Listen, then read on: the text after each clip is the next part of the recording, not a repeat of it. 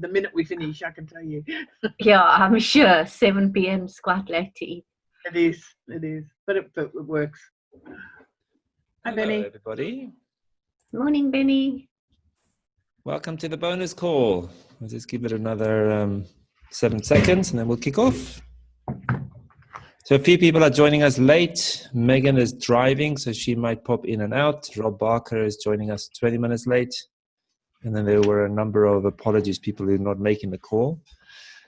But you are here, so we will hang out and see what happens, right? Let me just turn off my phone, and then we can kick some archetype ass. Alrighty, so thank you for those of you that posted on the Facebook group what you'd like from the session. We'll see how much of that we can cover. I also want to say this has been, for me, one of the most enjoyable courses I have ever run, ever. And I think part of it is the content, because it juices me up and it works and I know it really well. And part of it, the other part of it is your active participation, engaging with me and writing on the group and sharing your experiences and asking your questions. It's been absolutely fabulous. So let's do a quick check-in. So in a sentence or so, how are you doing today, morning or evening? And then we'll get started. Ellie, let's start with you. I'm good. Had a lovely quiet day to myself today, and we did the grief call again and brought up some more, but it was in a gentler way. It wasn't so, I was always frightened of grief. And it was just, it came up and I felt it and I owned it and I said hello, I said goodbye, and it didn't go on. I thought it'd go on and on and on, but it didn't. I don't even know what it was. I have no idea what it was. Perfect. But it was from my toes, believe me. So I feel great.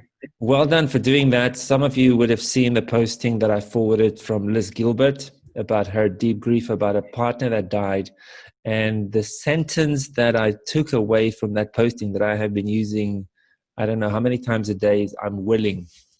I'm willing to feel lonely. I'm willing to feel sad. I'm willing to miss my partner. I'm willing to be worried about this. Just the willingness again and again and again. And I know I've said this before. The way that I see it, it's not a 5-minute process and then all my grief is done and I start levitating. I think it's a lifestyle choice, because feelings will come up as long as we're alive. Fact of life. I think this whole new age thing about superseding your ego, well, good luck with that, and let me know when it's arrived. Exactly. So bless us all. Shirley, sentence or so, how you doing? I'm good. I'm just here. Nothing going on upstairs. I'm just present. Good. That's all that's required today, is just to be here. Elizabeth. Hold on. Let me just unmute you. Okay, Elizabeth, go ahead. I'm good with cold. I always struggle with the winter. Better get summer again, right? Apparently so, as far as we know. Thank you. Okay. Bob. I'm good, thank you. I had a busy day today, a couple of clients, and I'm managing a renovation, and I managed to have lunch with the girls, which is always good for a giggle. Just scoffed down my dinner, excuse me. And so I'm here, I'm present, and I've got a full tummy. Perfect. We'll keep an eye on you so you don't fall asleep. Sue, you're unmuted. Go ahead. Yeah, I'm good, thanks. Just got home from work, and I'm going well. Thank you. All right. Good. Avanol, go ahead. Oh, Avanol, I cannot unmute you for some reason. Please unmute yourself, bottom left. There we go. Can you hear me? Yes. Okay. No, I'm good. Was my day at home today, so that was really nice, and the sun's been shining, and had a nice swim at about 5 o'clock, so I'm feeling good. Looking forward to the meeting. Good. Thank you. Monique. Hi, I'm fine. I'm good. Yeah. Yeah, not much going on really. I've enjoyed seeing a couple of colleagues this week. Why are you laughing at me? Because you're so spontaneous and bubbly. It's infectious. Yeah, so I've really enjoyed working with Shirley and a couple of other people, and I'm going to see Sue later this week, and I'm really enjoying that. It's just reaffirming what you always say about what fun it is if you just let go and get your ego out of the way and trust the process. And it's so easy when you do that. Yay! Yay! My work is done. Well done, Monique. So glad that you're finding that out for yourself. That's, for me, one of the biggest joys. With the Fall in Love with Presenting program, I have 6 trainers around the world who's training to train the material on my behalf. And one of the things is, some of them, the more they practice, they're starting to experience what I experience when I teach, which is just fun. It's easy, and it's funny, and it's joyful, and it's spontaneous. Lovely that that you're also starting to feel that. Carol. Hold on, you and I both unmuted you, so you're muted. There we go. Okay. I'm good, thank you. Not much to report, just aware of the archetypes in my daily life.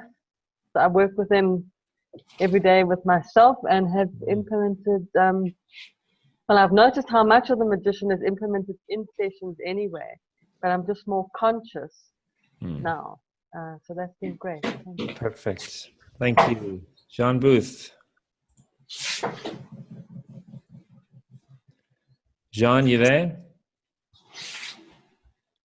No, Sharon? Yes, hi there. So thanks for the opportunity just to say hi and to check in. I think my news thing is, in terms of the archetypes, is notice, or like a little schemata that's developing for me, is how the 4 archetypes create a sense of an identity. So there's the lover, which is like, I feel this is the pattern of how I feel. The warrior, which is the things that trigger me and how I react. The magician, in terms of my beliefs. And then the sovereign, which is kind of my self-talk and self-image. And how to change anything. It's like all 4 need to change to create a new identity for whatever comes next. I really love that, and I might just choose different words. Instead of saying they need to change, I would say that more balance is required. Oh, absolutely, yes, yes. That's it. I know I shared this story on the Facebook group. I was at the gym the other day, and something happened that really annoys me endlessly. And I felt this violent urge to rip some heads off.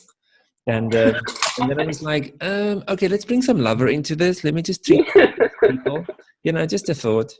And so I went to the front desk and I filled out a little complaint form for the manager. It's very specific about the thing that's not working. And I left it, and then I went back to wrap up my exercise. And then the warrior came back online and was like, no, I really want to rip some heads off. Like, the manager hasn't responded in the last 7 seconds to my written. I would demand an answer right bloody now. And then again, there was just a self-talk about, let's just bring some lover into it. So then when I actually left the building, I just said, have a good night, see you tomorrow. Because what else are they going to do? The note has not been read by the manager. It's 7 o'clock at night. He'll probably read it the next day. And then yesterday I met the manager and I explained to him what's going on. And the fascinating thing for me, in those types of conversations, I can get very anxious and very arsey, can get very sarcastic or argumentative.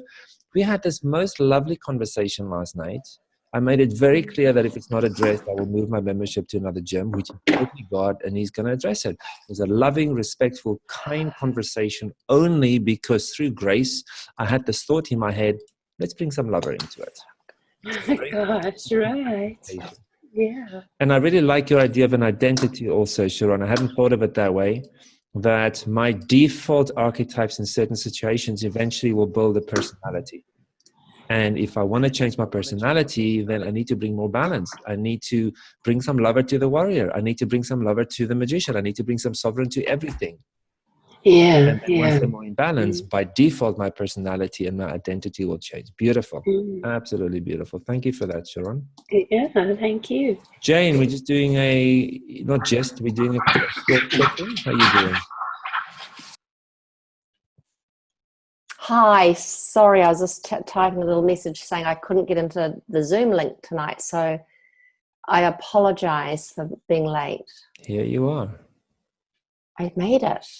You did. You want to check in, sentence or so, or was that your check-in? That's it. Okay. That's it. Really, I'm good. I'm really good. Thank you. Really good. All right. Jean. Hello, everybody. Jean, if you could sit a little bit closer to the microphone, that'll help us to hear you better. Okay. Hi, everybody. Sorry, my computer crashed, so I'm on my phone, which is why I won't turn on recorder. Okay. The video, just to save some data. I've been through a very, very interesting journey. Archetypes have definitely played an enormous role in that. And that's all I have to say for this morning. Good to be here. Thank you. Thank you. Sharon, if you're willing, if you're also saving bandwidth, that's fine. It would be nice to see you if you're willing to start your camera. And Megan, you might be driving, so let me unmute you anyway. Are you there? Megan, are you there? Hold on. Oh, I cannot unmute you for some reason. Megan, so if you do want to check in, just unmute yourself. I'll give you a few seconds. There we go.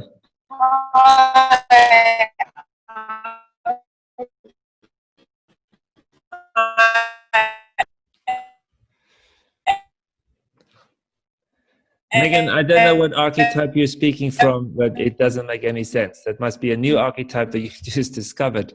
Martian. Your bandwidth is a bit slow to hear you, so perhaps as you're driving, you might get to a better signal. All right, so let's see later on how the bandwidth might have improved. So everybody take a nice deep breath in and out. Just take a look at all the beautiful people.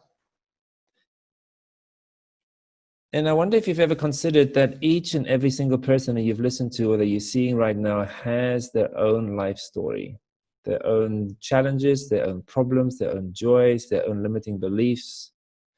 And perhaps see what happens when you just extend some kindness to everybody on the call, including yourself, of course, because you also have your own life story and your own challenges and dramas and things.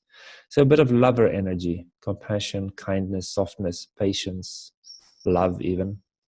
I mean, all those words are just love anyway. All right, so the requests that I had, the first one, here's how we're going to play that one. We're going to demonstrate and group discuss some of the archetypes in a real way, and then you're going to go into breakout rooms in groups of 3 and practice on your own, and then we'll come back and then I'll take any questions. I've decided to leave questions for later because my guess is some of your questions are going to be answered anyway by the way we're going to run the call. So what I'd like is for a few of you, let's make it 2 for now, and we'll see how it happens, how it works, to either speak about an actual real life client, of course omitting the personal details and the name, and then the rest of us, the group, will discuss which archetype we think is most hurt and therefore would most benefit from healing. Or if you were to do a therapy session right now, what would you check in with? What would you say to the practitioner is the problem right now? And the reason I want to do it that way, I want to make it real. Hypothetical cases make it hard to actually get a sense of what's going on. It's either your own or a client's. Who's first? Go ahead, Carol. Go ahead. Okay, I've got a new client who doesn't have a home, so she has gone to Bali, where she's beginning to find a sense of home. But the main thing I want to bring up is that there's a history of mental illness in her family. And she is concerned that she is mentally ill. So it's been rather interesting because it's quite a tricky situation to work with. I've worked with her twice. And the way I dealt with it is we spoke to the different parts of her.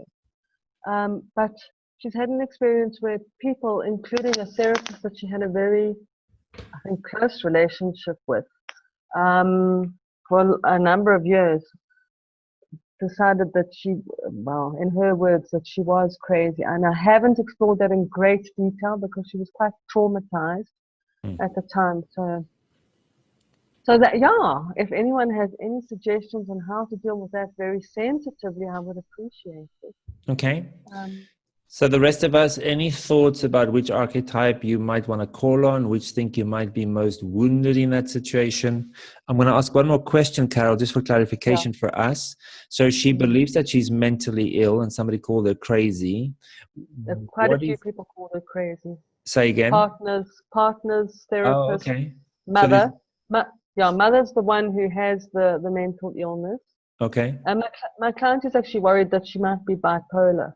But when she connects to that bipolar part, then she feels strong and she feels a sense of freedom. So it's interesting. And also she has been abused. So yeah, that's the And when she talks about this idea that she might be mentally ill, and for all we know, she might be, whatever that term means, how does she feel about it? Is she nervous, anxious? Is she sad? Does she feel guilty, ashamed? Does she get angry? There's a lot of shame. There's a lot of shame. And she's very anxious about it, very, very fearful that is actually the case. So those two things, the shame and the fear. And that would make sense, right? Just from a logical perspective, everybody. I mean, when you consider that you might have a mental illness, fear makes a lot of sense, and then shame, embarrassment, whatever about it. Okay, thank you. So that's enough information for us. Anybody want to take a guess? Let's have a conversation about archetypes for this client. You don't have to get it right. You just need to take a guess. This is the only way you're going to learn. Well, sovereign, I can hear the sovereign in there with the shame. Okay. And then there was three I heard. The magician. What led the you? lover. What led you? The magician, I wondered about the mental part. The mental illness. I'm not really sure about that though. Okay. And you said there was another one? The lover. How? The lover, the what did she say? I should have written this down.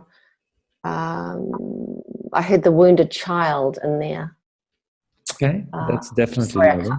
I just can't remember what she said, what it was exactly. Anybody else? Even if you confirm what Jane thinks? Yeah, I thought... Elizabeth, go ahead. I also felt the sovereign as number one, but also the lover. And what led you to the sovereign and the lover? The sovereign because of her self-belief, that she believes that she has mental illness. And the lover is that, I don't know, I just get a sense that she hasn't got a connection with her inner child. So also notice Elizabeth's words, I get a sense. So sometimes we can't logically explain these things. You just have a hunch or a sense or a voice in your head or a feeling in your heart, whatever way it shows up for you. And then we just follow that thread. And either it leads somewhere or it doesn't. Thanks for that, Elizabeth. Anybody else? Yeah, I thought that through the shame, that was the deflated, the sovereign. Yep. And through fear, that leads to magician. Absolutely. And I wonder if the abuse, if there's grief that goes with the abuse, and that what links it to the lover. Perfect. Sounds good. Yep. Anybody else? Or somebody else started speaking. Avenel, I think it was you. Well, I was just wondering, whether there wasn't a bit of the deflated warrior in there, because succumbing a little bit to the victim aspect of her situation. Okay. Because people are saying these things about her, and it's upsetting her. Yeah. And if just she's been sexually abused, it's quite hard to shake off through your life, through the lifetime, this shame and this victim place. Okay. Can I add there to the warrior side? She also gets angry, so she goes between the two of them, and the inflated warriors come up more actually, so than the deflated one. But yeah. Okay. Yeah, because you said when she's bipolar, she feels quite strong. When she connects to that part Yes, of when she not connects with she's it. in it, yeah. No. But when she connects with it. In therapy, when I say therapy, in our sessions, yes. Yeah. But outside of it, it's very scary for her. Okay, so we have all 4 archetypes and different reasons for us to think that that archetype might want healing. Now, here's the thing. We can't start in 4 places at once. What is your sense would be most helpful in the short term for us to start doing the healing work? Surely it would depend on the particular session and what shows up first in each and every session. You might deal with a different one. I mean, if she comes in angry, then you're going to address that and try and balance that. If she comes in sad because, and the thing that came to me was surely there must be grief just having a mentally ill mother. I mean, that's huge grief. Yeah. So I think obviously it would depend. So, what shows up first in the session, then go with that. So typically, very helpful, I know. Well, I mean, I do agree, and to a large extent, that is the way that I work, is to see what shows up. Let's, for example, say that, like Carol is doing right now, she wants to kind of get a sense maybe of the next step, knowing that when the session happens, we might go somewhere else. But if we did want to do some preparation, where do you think might be a good place to start? With the shame. With the shame? Okay, anybody else with a different idea? With the magician. In what way? Well, she's wanting to use her thinking brain to lay out a plan. Huh. So I would go with that. And if she laid out a plan, she might inform the warrior of what to do. Okay, so that's a definite possibility. Because the warrior, by the looks of it, the only way that the warrior showed up so far in this conversation that I heard was the inflated when she gets angry. I haven't heard anything about the warrior actually protecting with boundaries or taking action or anything like that. So that might be a nice collaboration between magician and warrior. Anybody else with another idea? Bennie, I don't know about this, but what about starting with the lover in terms of the pain or the grief around people not seeing her, that she's crazy, she's like her mom. Why I'm suggesting that, and it's completely off the cuff, is that I always think if one gets to the emotion and unblocks the emotion, then things can start to flow. I'm sort of suggesting this and thinking as I'm just suggesting it. Good. That it's sort of like an alchemy of start with the heart. Okay. So similar to what Elizabeth said, the phrase you used, Sharon, is off the cuff. So for me, again, that's intuition, and it's invaluable when we actually listen to that part of us before we dismiss it as, it's probably nonsense.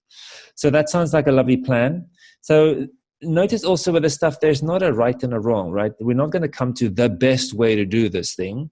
That's also why some people will like working with you and some people won't, because you'll have your way of looking at things. So those of you that have, like me, have a thing of you have to get it right, this might be hard for you because it's not going to be the right way. We have 3, 4, 5, 6 different ideas on the table, and you'll just run with one. And if that one doesn't get results, you'll move over to the other one. So the first thing that I wrote down when you said homeless, I wrote blessing. Okay, there's something about the sovereign. Somebody's homeless tells me the king or the queen isn't home to take care of them. So for me, there's definitely that. And then also what points even more for me to sovereign is the lack of self-blessing. Okay, I just have this soul that's just in pain and not seen, as one of you said. Now, the fact, of course, is we all know that she might have a mental illness, or she might not. We don't know. And I don't know, Carol, if you are qualified to diagnose that. You know, sometimes you might have that experience. But and also, of course, the shame, that's also for me is sovereign. So when we can move to a place of acceptance about what is, it seems to me that the healing is enabled.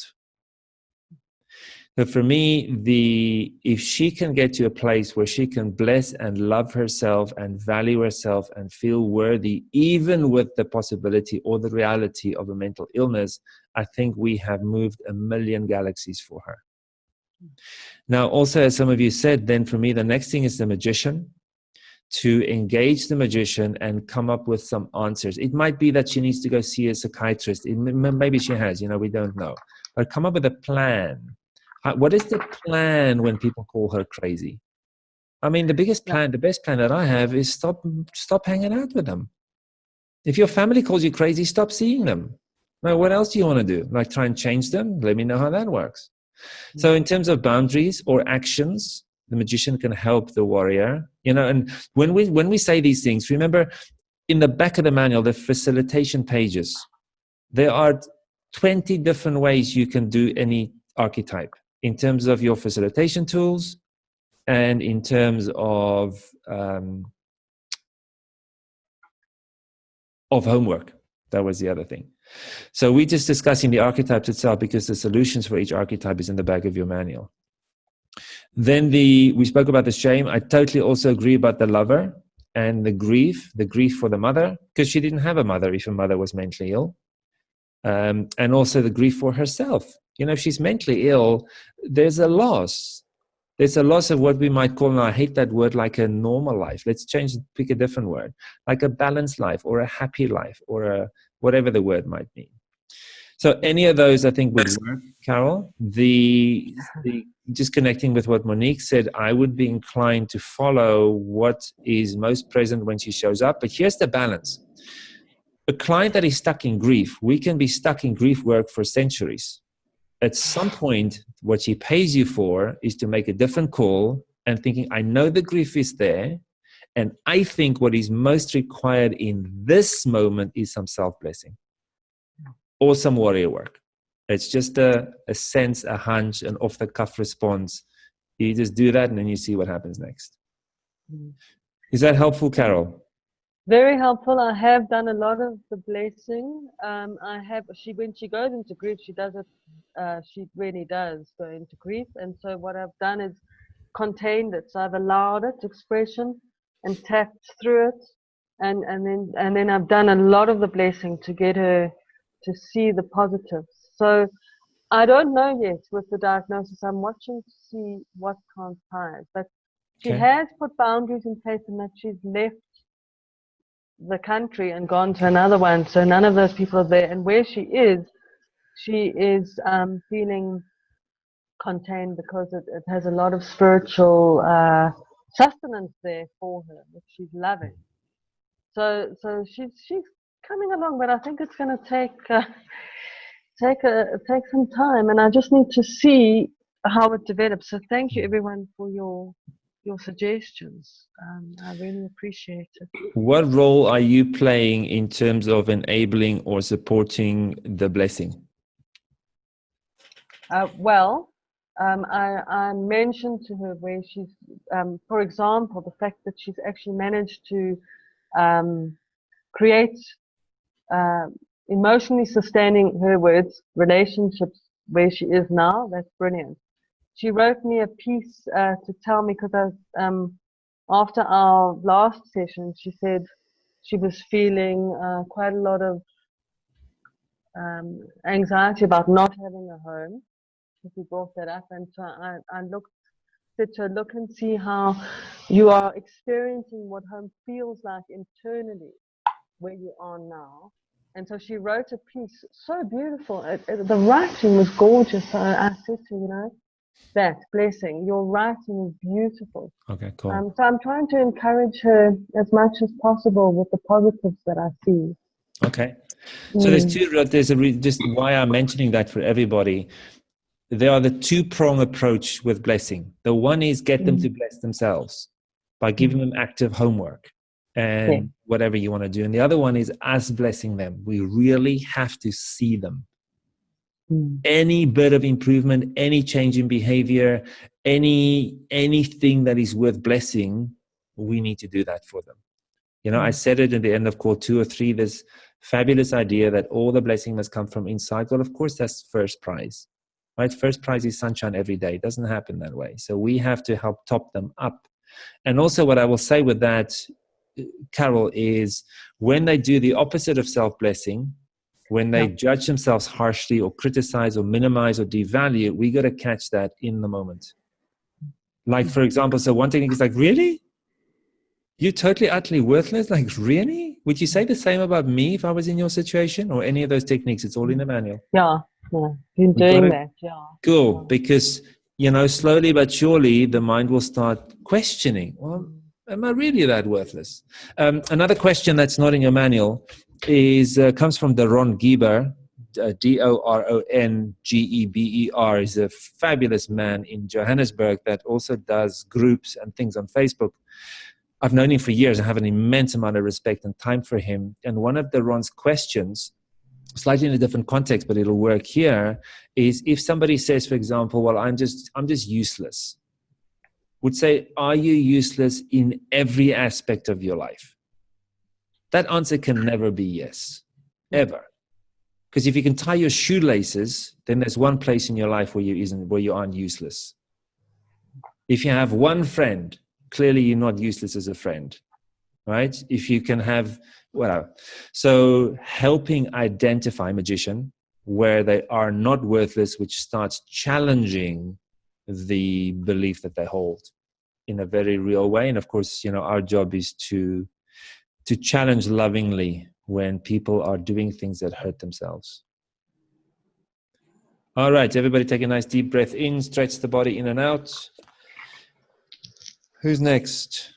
Sorry, Benny, could I just raise something else, please? Of course, yes. Now, this is at a tangent. Hey, Sharon. Yes.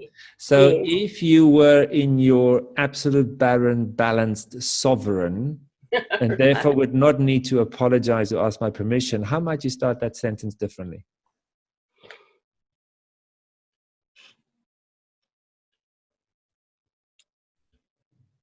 There is something that I'd like to raise for our consideration. Beautiful. Thank you. Love to hear it.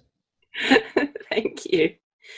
And that is this idea of mental illness. And the how do I put this? Mental illness comes out of a medical paradigm, the way that I understand it. It's been around for just over a century. The idea, the way I understand it, is that it's to do with the idea that things go on in the brain in terms of brain waves, in terms of alterations in chemical balance. And because people experience these symptoms, there's a possibility of mental illness. What I'm raising is we are working in the field of alternative therapy or complementary medicine or energy medicine, whatever however we name it. In the paradigm in which we are working, where is this notion of mental illness? Because where I'm going with this is, what I'm wanting to say is, from the point of view of energy medicine, it's not a mental problem. It's an energetic issue, and there are blockages. We unblock the blockages, and amazing, no more mental illness. And so the question I've got here is, when a client presents in an EFT paradigm, with a diagnosis or a description that comes from a medical paradigm. And it's actually right in the kind of interface where the medical paradigm fails us. Do we take that on with a client or say anything in relation to that? Do we even have the foundation on which to say anything? To say, well, you know, that's outside the room. In this room, we're working with you as a whole being. There's an energy flow, there are blockages, and we're going to go and find them and, you know. I think it's a great conversation. I spoke to a psychiatrist about 6 months ago, and he asked me what I did for a living, so I explained to him. And I said, I don't understand why for some clients the healing is miraculous and for others it's not. And he said to me, he says, oh, so the way that he sees it is the body has what he calls a self-correction mechanism. So you cut your finger with a knife, it heals, right? It self-corrects. He says, and then it sounds to him like the work that we do, the energy work, it kicks in the body's self-correction mechanism. So the migraines go away, or the eczema goes away, or the depression goes away, and there's more balance in the system. And then for some clients, for reasons unknown, and this is where we have to be willing to eat humble pie, it does not work. I'm a prime example. I cannot tell you how many, I've done hundreds of sessions and the same issues remained. That's when I suggest we have to stick to what we know best, and we have to refer to somebody else who knows best. My way of working is I want everything to be welcome in the room, including your definition of mental illness and the fact that you believe you have it, or the fact that you have it. For me, just for me, to leave it outside the room means I deal with part of the issue here. And then to refer somebody, say, listen, we're going to do some energy work for some healing, whatever, however you phrase that to your clients. And I strongly suggest you go see a psychiatrist. You know, some practitioners are of the view that when clients are on medication, it affects the sessions. I strongly disagree with that. I have worked with people who dope to their eyeballs, and we still do the work. If the medication is what's required to give them a sense of the life worth living, then I am all for the medication. Probably as a temporary measure, 6 months, a year, while we continue to do our work. Just another thing, some of you, all of you might know that I'm doing some therapy now called DBT. And there is no question that I go there once a week. And I've been going there for 3 months, and I'll probably go for another 9 months, once a week. So those of you still struggling with booking clients for follow-up sessions, just think about it. Wouldn't it help your clients immensely to come see you once a week for the next year? I mean, imagine what you can do together. So it's just like a little side note. Those of you that feel awkward, that psychologist didn't feel awkward at all. She says, what day of the week would you like to see me from now on? I said, Wednesday morning. She said, cool, I'll book you in for the next 6 months. Fabulous, off we go. All right, bit of a sidetrack there. Thanks for that thought, Sharon. I think we can probably speak about that for the entire call, because I do think it's a sensitive area, and I do think, certainly for me in my early days of EFT, I was quite naive in thinking that tapping could heal everything. And maybe it can, it's just for some clients it doesn't. All right, so we'll do one more group, and then you're going to go into your private meeting rooms. So either something about yourself, if you were to do a session right now, or about a real life actual client. So present the group with a problem.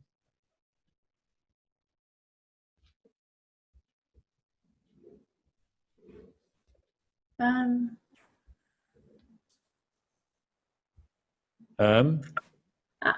would like to present a problem. Okay. With a client. Is that okay? Absolutely. I just was wondering, in terms of the archetypes, she's, first of all, I wonder if anybody's had a lot of experience with working with people who have been damaged by too much methamphetamine, or it seems as if it's irrevocable sometimes. This person came in for violent behavior, and she was told she had to come to counseling because that's part of her curfew. Once she had built up the trust, she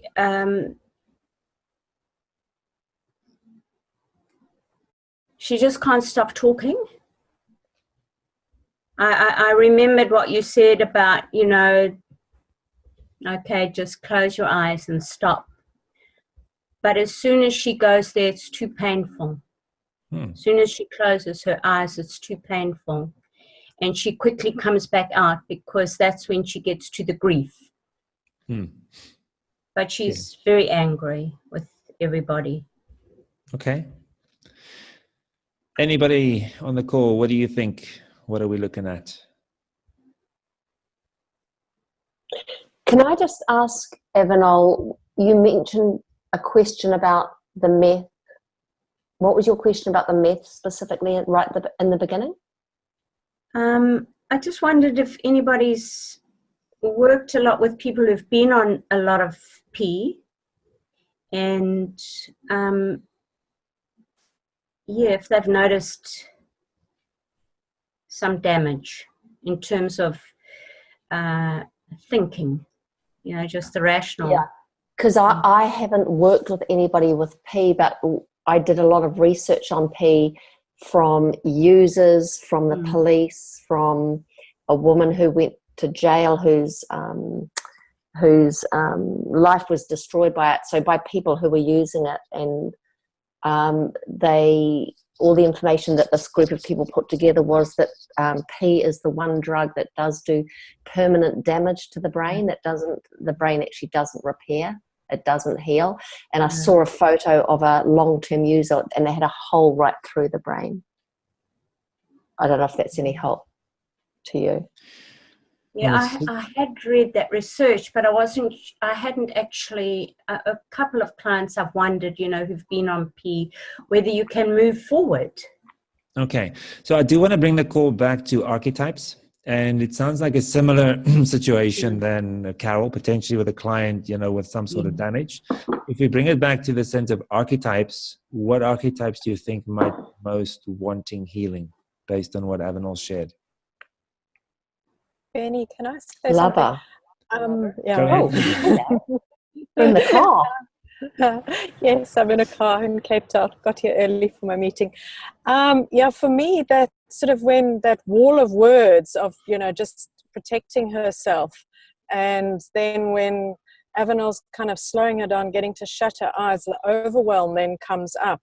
And I'm wondering, as Jane said, with the lover, if she just slows her words down the whole time, it brings down their anxiety, and then she might actually let something in without actually having to shut her eyes, which becomes overwhelming because it takes her too quickly into what she's experiencing. Thanks, Megan. Anybody else? So just in terms of archetypes, the suggestion that Megan just made, which archetype are we leaning into?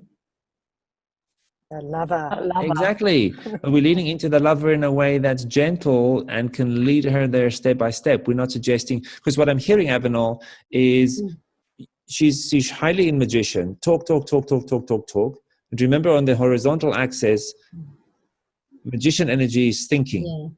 Lover is feeling. So she's doing everything she can, I mean, including the drugs, to not feel. So it sounds like to want her to jump to the lover and go feel your grief is too much for her. And it might be the brain impairment. It might just be that the pain is horrific. So then what we can do is gently take them along the way by, for example, as Megan said, starting to slow down the language. Gently, even if that's the only thing she does in the next session, without closing her eyes, without feeling any grief, to slowly start moving her across the spectrum as opposed to needing her to jump from one to the other. Good, thank you. All right, anybody else on Avenol's clients? Well, we would have to address the anger at some point too. If she's very angry with everyone, she's probably inflated warrior, Yeah. So we would need to use some tools there, which is not my strong point, as we know. So, yeah.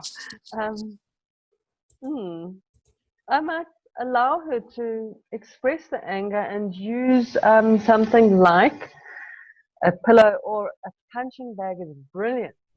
And also if she can go to gym, if she can. I don't know, Avenel, I mean, if she's taking drugs, she might not want to, but I must tell you, to let anger out, the kickboxing, brilliant for us. So, yeah, those are my suggestions for now. Cool. Thank you. Jane, I've muted you. Your thing makes quite a bit of noise, so if you can be a bit more mindful, I'm going to unmute you again for now. Thank you. Anything else about this client?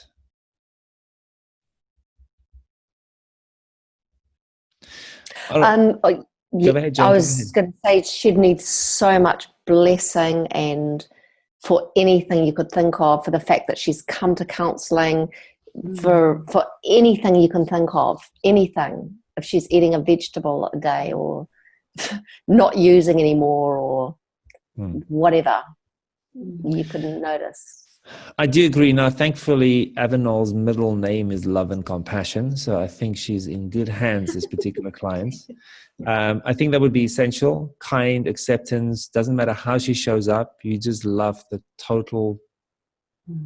But Jesus. Yeah, but I didn't want to say that out loud. No, that was me. Yeah, Jane said that, not me. That we really just love her and bless her for everything, even if it's the way she's dressed today. Even if it's the fact that she showed up on time, even if it's the fact that she shows up every week, even if it's the fact color of her hair, anything to bless her. Now, again, for me, the first thing that I wrote down when you spoke about the possibility of brain damage is acceptance. We might not be able to reverse it, or it might reverse. You know, miracles happen every day. But I'm not attached to the permanent damage reversing. I am more going for the, how can we help her to find a place of acceptance that she might have damaged her brain? Now, for me, there would be immense grief in that. I mean, you've lost your life in a way if you've got brain damage. And then also the fact that unless she was forced, she did it to herself. There would be massive grief there, and there would also be anger. Doesn't matter that she did it to herself. I'm not surprised she's angry. It's unfair. She got screwed. She took the drugs, now she's damaged. You know, anger at self, anger at it, anger at God, anger at the drugs, angry at the people who introduced her to the drugs, angry that she couldn't get off it. I mean, there would be countless things to be angry about. I'm not surprised that she shows up as inflated warrior from time to time. That stuff's all tappable. So tap through the anger, use the ways to express it, as Carol said, and tapping through all the anger. Get her to do sentence completion exercises. I'm really angry about ... Let her come up with at least 10 endings for that sentence. I'm furious about ... I hate ... You know, come up with your own sentence stems to really start eliciting the reasons for her anger. And then it could be as simple when she comes back with a list next week, or if it's impossible or hard for her to do her homework, you can sit with her while she does it. And then each of those things that she wrote down is tappable. You know, I'm angry at the drug, I'm angry at God, I'm angry at my parents for letting me, you know, whatever. Now, in terms of also, if we think about how do we make it easy for her, that's what facilitate means, right? We need to make it easy. We all know on this call that the lover work is going to be essential for her healing, but it's too hard for her to jump from one to the other. One of the ways that we can help her across the spectrum is using the tools from your level 2 EFT, sneaking up on the problem, almost tearless trauma, and matrix reimprinting.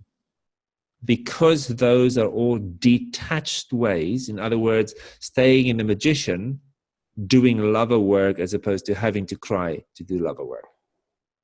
This is too overwhelming. You could even just do a rounds of tapping, even though it's too overwhelming for me to feel sad. And I refuse to, and I won't go there because it's not safe, and I hate it, and I won't go, you know, whatever.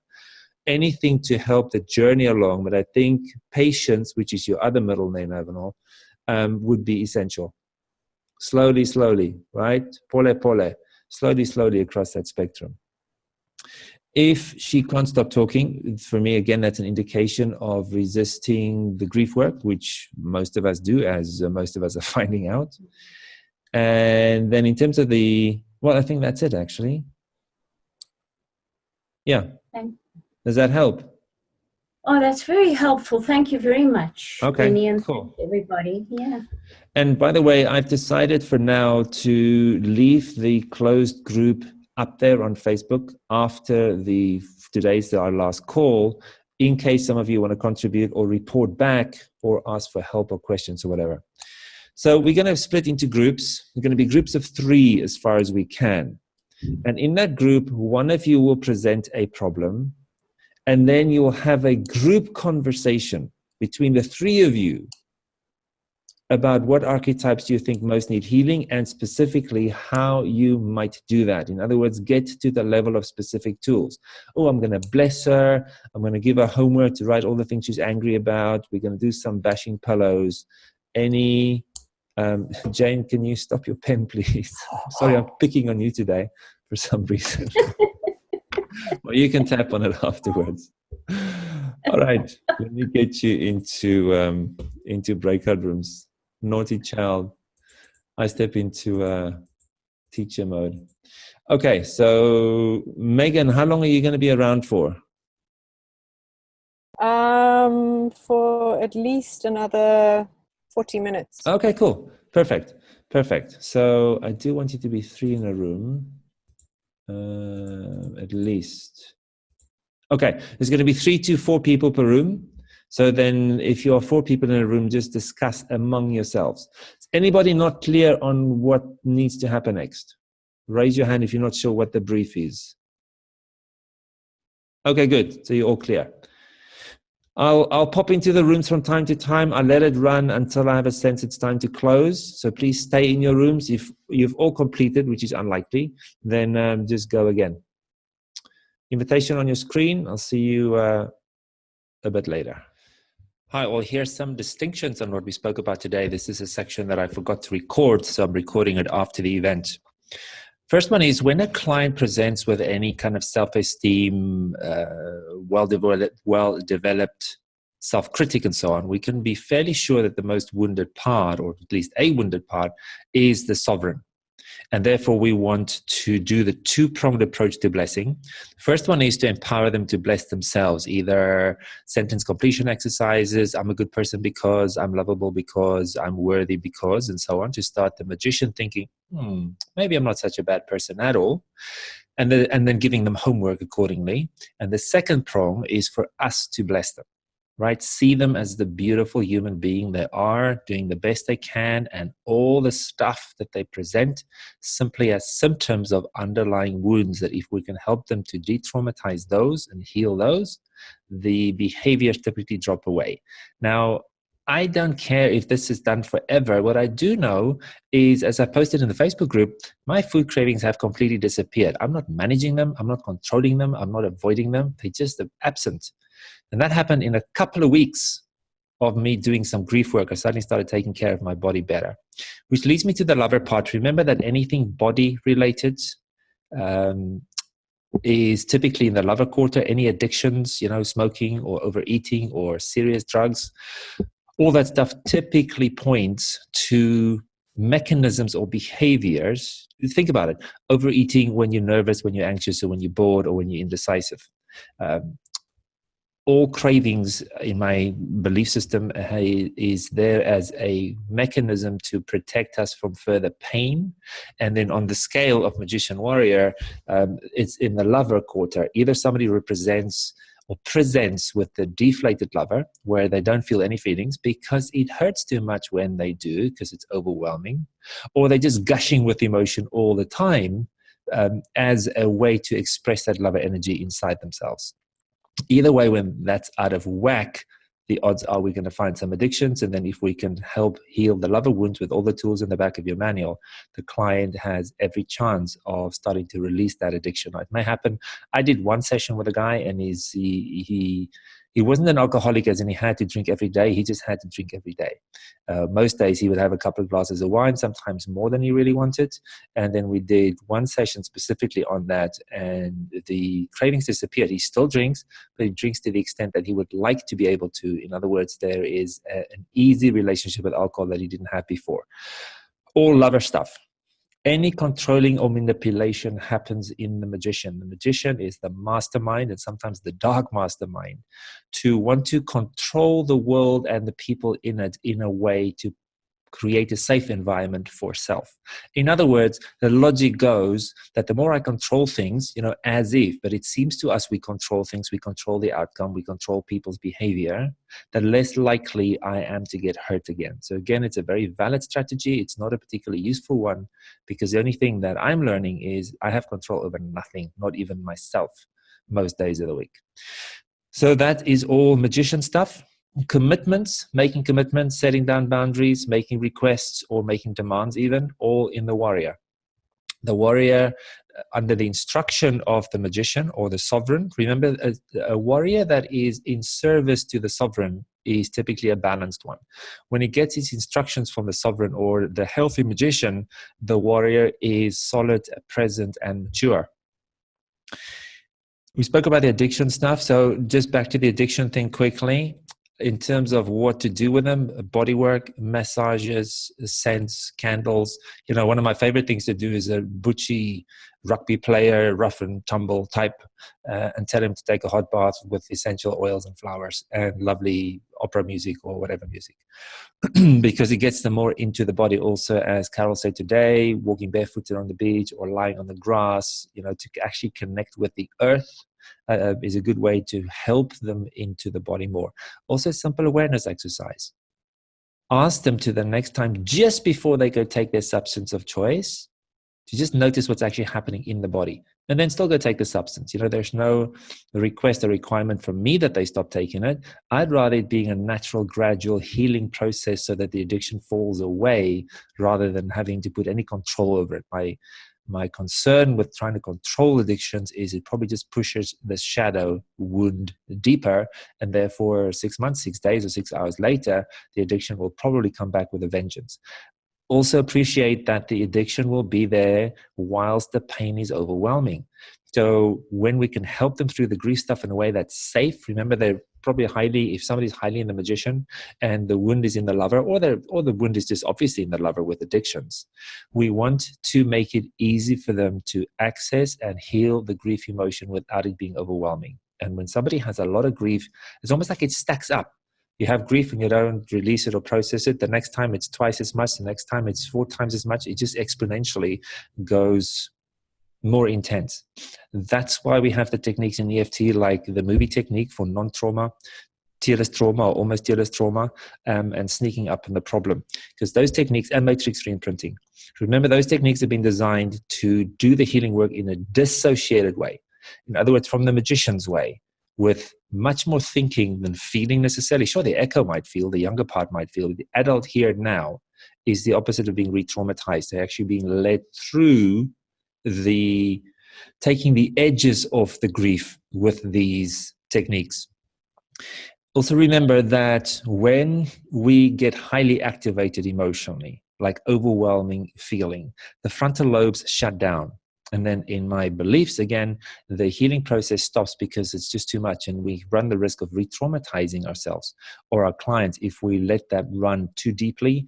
And then, of course, every time that happens, there is just more ammunition for, I'm not going there, look what happened the last time. So really important for us with any emotion, and specifically grief, that we really approach it step by step, very, very slowly on the spectrum, taking them from magician, or even if they're so much in love, actually taking them to the magician, and then very slowly start building that bridge of healing work in the lover quarter. Grief avoidance. Here's a question for you. When somebody is stoic and finds it impossible to go to their grief, is if they are strong in the magician, then you meet them where they're at, you meet them in their strength, and you ask them a magician question. Okay, good. They say, no, I can't feel any sadness. I've never cried in my life, or stuff like that. Okay, good. Should be the first 2 words out of your mouth. Now, if Benny had something to be sad about, what would that be? Or if there were any causes for sadness in Benny's life, what would they be? Now, the magician comes up with a list. And typically for most of us, that list would be very long. And even if that's the end of the session, even if not a single tear is shed, let's not become attached to people having to cry, right? People will do their grieving in their own way, and more specifically in their own time. And I believe that will be directly proportional to the amount of safety that you can create and do create as a practitioner. So asking them those the magician question, which will come up with multiple results. You can also do it as a sentence completion exercise. What I have to grieve about is, what I haven't grieved yet is. If grief was in my life, it would be because, stuff like that. Other people that have gone through what I've gone through might be sad because. All the magician, all the distant stuff, they're talking about other people. They're talking about Benny. They're not even talking about Benny here. They're talking about Benny as if he's a third person. Obviously, only if their name is actually Benny. Now, the next one is, let's face it, we typically do healing or tapping or whatever sessions to get some shift, to get a change, to get some healing of sorts. We want something to be different afterwards. And yet it is a fact of life that not only do we control nothing, we don't control people. So if there is a challenging event ahead, then let's also tap into the possibility, even if the next meeting is as difficult or worse than the last one, even if my next relationship is another disaster, anything like that, I deeply and completely love and accept myself anyway. In other words, let's say the words, the EFT phrase, as if we actually mean it, which is, even if it happens again, I deeply and completely love and accept myself anyway. When we go through an uncomfortable experience, either physical pain in the body or emotional discomfort, it typically tends to escalate the more we want to nail it down, and the more we contract about it, and the more we resist it. If you go to the dentist and you kind of like this, waiting for the pain, it's not helping the body to relax. So instead of wanting a pain-free dentist experience, let's help the client tap into a potentially uncomfortable dentist experience and more acceptance about it, because that'll make the whole experience easier to do. The same thing is also true for current conditions. Let's say like eczema. Even if the eczema never clears up, even if I always feel some shame in my life, I deeply and completely love and accept myself anyway. Let's really help our clients move to a place of acceptance of what is. And then paradoxically, often the healing, of course, happens and something actually changes. If a client says, I don't know, they're a deflated magician. Deflated magician is confused, can't see the woods for the trees, is uncertain, is unsure, doesn't have the information, can't figure out the answer, can't work out the problem, stuff like that. Then let's help them access the wise magician by asking a magician question. So you ask a client something, when was the first time that happened? And they say, I don't know. Then you follow up with good. And if you did know, what would the answer be? Typically, in the vast majority of cases and clients, they then suddenly access the answer, as Rob so beautifully demonstrated on the call, except I don't think that was recorded either. So we help them step into the magician by asking a powerful magician question. And then if that gets no response, then you say, okay, good, just take a guess. When do you think this happened the first time? And then if you did know, question doesn't work, do the guess, and then you get them to guess, and guess is the magician, and the guess is detached. And the more they can guess stuff in the magician quarter, the less likely they are to feel a whole bunch of pain in the lover quarter. So it's win-win all round. Once we have the information, you then have any of the tools at the back of your manual, once we've identified what the grief's about, to actually help them process, heal, release, whatever your choice of words are about that. Something about language. See what happens in your day-to-day speech and with your clients if you eliminate the words but or however. I love working with you, but there's just one thing, she says. And then the person on the receiving end of that gets to back up just a little bit more, start closing down just a little bit, and start protecting themselves against the onslaught or the attack that it thinks is imminent based on the choice of words. That might not be your intention at all. However, that's typically the impact. So here's another way of saying that. I love how we work together, and there's just one thing. It makes both true. We do have a great relationship in some ways, and there is something I want to change. What will really help me is for you to call me before 9 a.m. with a daily report. How does that land with you? Or how would that work for you? Or would that work for you, right? So now we're starting a conversation, and in a conversation where both parties or multiple parties see each other as human beings, and we can speak to them and treat them with loving kindness, there's no need for defense. In other words, the communication can actually happen. Or another way is to use the phrase at the same time. I love how we work together, and at the same time, it would be really helpful for me if I can have the daily report by 9. How does that land with you? Right now, again, the same thing. Use the word and, use the word phrase at the same time, and notice how communication continues without anybody needing to defend themselves. Also, when you get the clients to close their eyes for whatever reason, it is probably a good idea to also get them to take a nice deep breath in and out. It just often helps us get out of the story, which is fast brainwaves, typically beta brainwaves, as we start thinking things and we start feeling things and we start talking about things and we start working things out. And even just that simple deep breath in, out the mouth with a sound. It just helps calm down the nervous system just a little bit. It's just like it gives a little bit more room for something else to come up, something else to happen. It helps slowing down things a little bit. Something that I didn't think of on the call, didn't speak about, is once the client says, like one of you today, when you were asked in your private group, what does name want or need now, is that person said, I need to be seen. When they say that, let the next question out of your mouth be how. How would you like to be seen? In other words, question 1 is you ask them what. As soon as they've given you a clear what, you move to how. And then depending on what the client says, now that person might have said, if they said, I'd like to be seen, and you say how, might not answer our question initially, might say, well, I just need to be acknowledged. Then because they haven't answered the question yet, you say, okay, good. How would you like to be acknowledged? And then they might say, well, I want so-and-so to tell me, or I want people that I work with to recognize my work. And then you say, well, what would you like to hear? And then you write them down verbatim.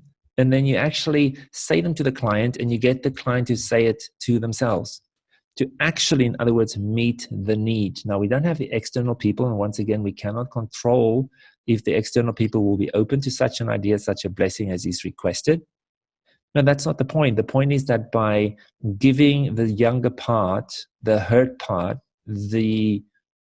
its deepest desire, the healing can happen, and then sometimes gradually over time, the need for external validation might come down. It's not like we stop appreciating it or stop loving it or stop even asking for it, but the intense neediness, contraction around it begins to loosen. And that means that we are a lot freer to not only allow other people to be who they are, but then our emotional responses might be more neutral, more balanced in terms of the archetypes, even if somebody doesn't see us.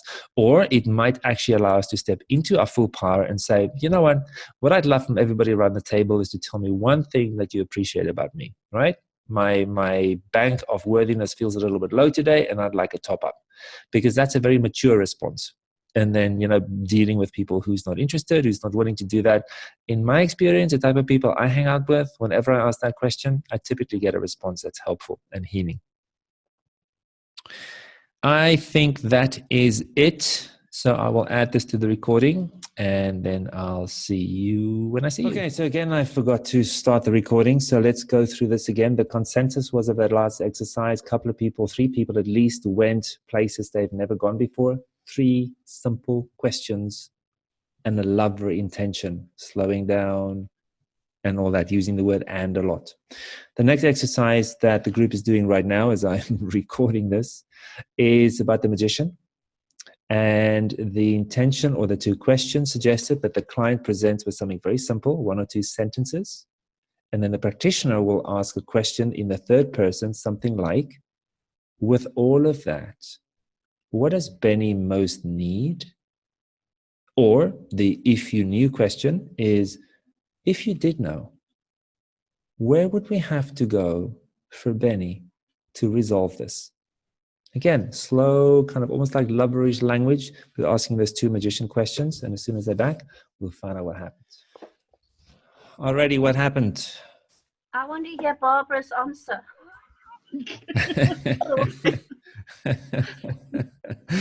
Well, Bob, if you have an answer, please satisfy Shirley's need.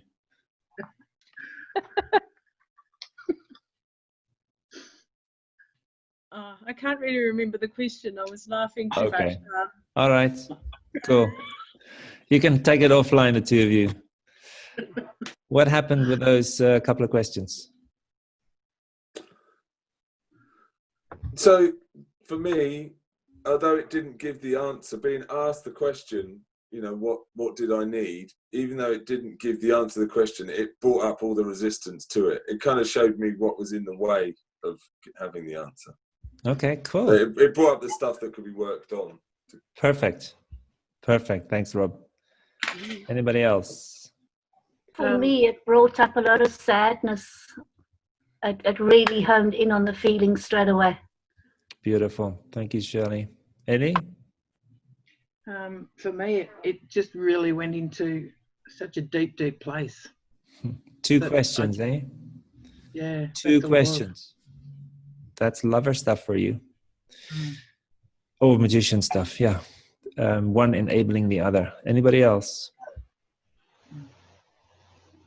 From a client point of view, I had a similar experience to Rob in terms of the questions not just immediately opening to solutions, but still being able to go into a lot of grief. So, yeah. Yeah. So apologies to the one group where I stepped in. I just didn't help myself. Another question, when you've asked a question, what does Benny need? And Benny says, I have no idea. Then something else you can follow up with is take a guess. And you say it like just as if you're asking them to, you know, it's not like, no, take a guess. You say, okay, cool. So you make it okay that they don't know, because in that moment they don't know. It's not like they're making up. They don't know. You go, okay, good. Take a guess. First thought that comes up. Okay, some of you have heard this out of this mouth many times before. So that'll help. And if that doesn't unlock, then we do need to remember you have 1 million tools in your tool bag. This is just one. That doesn't work, you pick the next one.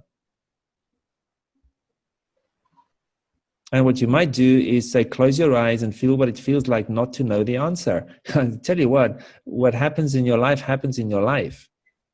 So if you have an habitual if you have a familiar relationship with deflated magician, like you don't know, you can't see the woods for the trees, you get confused easily, you can't work it out, then of course it's going to show up in your session. So then that might be the avenue in. Close your eyes. You know, that might trigger something like, well, when I didn't know the answer, I got beaten or rejected or shamed or whatever the case might be. So even that in itself might be valuable information for us. The fact that no answer is coming. All right, the last exercise, you're going to be in groups of 2. There will be one group of 3. Let me just recreate them. And this will be sovereign. So this is very simply a blessing. And first person will go, what I bless in you is, or what I see in you, or what I like in you, or what I love in you, or what I appreciate about you, or what I respect in you. Any type of blessing words is, and you're going to say one thing, and then the other person's going to say thank you. And what I see, love, like, appreciate about you is, and then the first person will go to the second will go to the first. Sharon, this is your favorite exercise, I know. You're going to ping pong a little bit in the group of 3. 1 will go to 2, 2 will go to 3, and 3 will go to 1. We'll just keep going. I will bring you back to the room when it's time for us to check out. Do pretend to have fun. It's not often, in my experience, in this world that we live in, that somebody actually consciously and physically blesses you. It doesn't happen that often. When was the last time somebody just blessed you for no reason? So, all right, rooms are open. I'll see you back in a few minutes.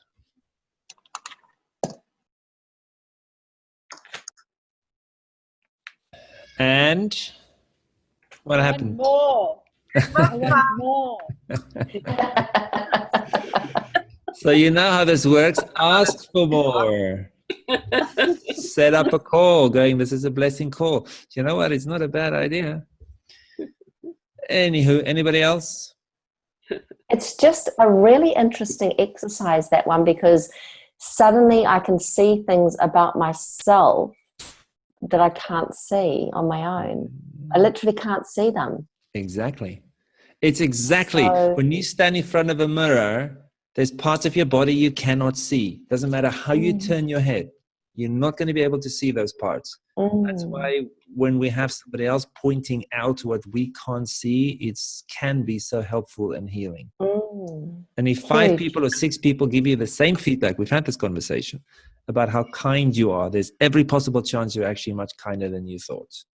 So again, I said this before, I regularly have sessions with people that I trust, have known me for a long time, to do blessing.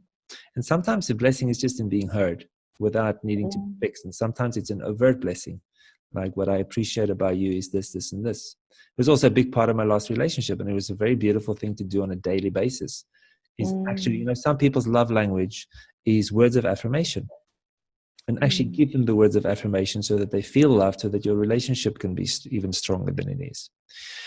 All right, it's time for us to check out. I have a couple of announcements. The first one is the transcripts of call 5. I'm expecting it this week, and then I will be sending her this call today. So it might be this week or early next week. We'll have the transcript of today's call. I'll email that to those of you that subscribe to it as soon as I get it. Then also this series has been invaluable to me. There's so much rich information. I do want to share it outside of this group. So please let me know if there is anything in any of the calls that you do not wish to be shared. Remember, the stuff that happened in the private rooms, breakout rooms, has not been recorded. It's come and gone. If there's anything else in either the transcript or the audio, please let me know and I will take it out. And then, sorry, Benny, can I just say, for this call, when I discussed my client, those with the details, if we can take that out, just in case she ever listens to the call. Great idea. Thank you. I will definitely do that. And then the last one is, once I've packaged it all up, I do want to make it available to people who have trained with me and other people who didn't register for this one. And what would really help me is if you're willing to post on the Deep Living EFT and Matrix group any recommendation, any feedback, anything that will give other people a sense of what they might be getting into if they want to buy the recorded series of this. All right, it's time for us to check out. It's a minute over. So on the count of 3, we shall all together, as it's now become habits, say a few words or a sentence with what this has meant to you, what you're leaving with. 1, 2, and 3. I've had so much fun. Everybody. Thank you.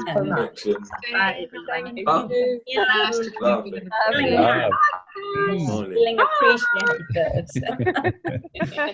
Fabulous. See you next time. Ciao for now. Bye. Bye.